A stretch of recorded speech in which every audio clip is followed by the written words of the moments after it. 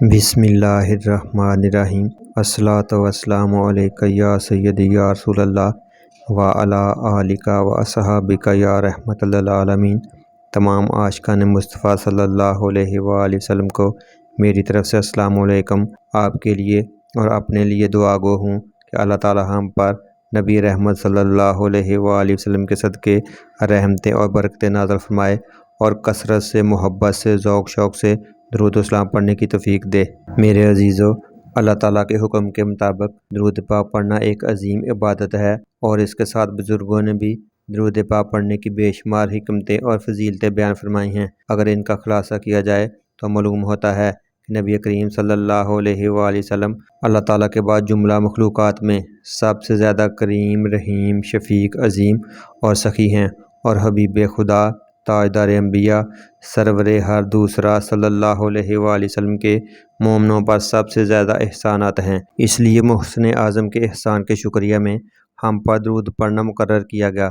چنانچہ علامہ سخاوی رحمۃ اللہ علیہ فرماتے ہیں، نبی کریم صلی اللہ علیہ وآلہ وسلم پر درود پڑھنے کا مقصد اللہ تعالیٰ کے حکم کی پیروی کر کے اللہ تعالیٰ کا قرب حاصل کرنا اور نبی کریم صلی اللہ علیہ وآلہ وسلم کے حق کو ادا کرنا ہے۔ میرے عزیزو، اللہ تعالیٰ نے قرآن مجید میں نبی رحمت صلی اللہ علیہ وآلہ وسلم پر درود پاک پڑھنے کے بارے میں ایک آیت نازل فرمائی۔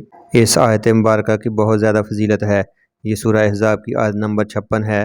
اس آیت مبارکہ کے حوالے سے بزرگوں نے مشکلات کے حل کا ایک وظیفہ بھی ارشاد فرمایا ہے۔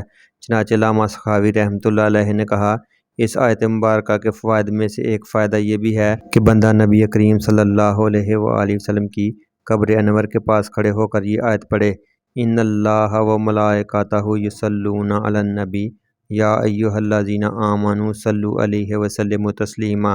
اللہ تعالیٰ اور اس کے فرشتے درود بھیجتے ہیں اس غیب بتانے والے نبی پر، اے ایمان والو تم بھی ان پر درود اور خوب سلام بھیجا کرو۔ پھر اس آیت کو پڑھنے کے بعد یہ کہے، صلی اللہ علیہ یا محمد، صلی اللہ علیہ یا محمد، یہاں تک کہ اس کو 70 مرتبہ کہتا چلا جائے تو اللہ تعالیٰ کا فرشتہ اس بندے کو پکارتا ہے، صلی اللہ علیہ یا فلان، آج تیری کوئی حاجت پوری ہوئے بغیر نہیں رہے گی۔ میرے پیارے اسلامی بہن اور بھائیوں، اس سے معلوم ہوا کہ اگر ہم آپ صلی اللہ علیہ وآلہ وسلم پر درود و سلام پڑھنے والی آیت کو پڑھیں اور اس کے بعد صلی اللہ علیہ یا محمد 70 مرتبہ پڑھیں تو اللہ رب العزت اس کی حاجات اور ضروریات کو پورا کر دیتا ہے۔ ویسے بھی نبی اکرم صلی اللہ علیہ وآلہ وسلم پر 100 مرتبہ درود پاک پڑھنا درود پاک پڑھنے والے کی 100 حاجات کو پورا فرماتا ہے۔ تو میرے عزیزو، اگر آپ بھی چاہتے ہیں کہ آپ کی مشکلات حل ہوں، آپ کی حاجات پوری ہوں، تو نبی رحمت صلی اللہ علیہ وآلہ وسلم پر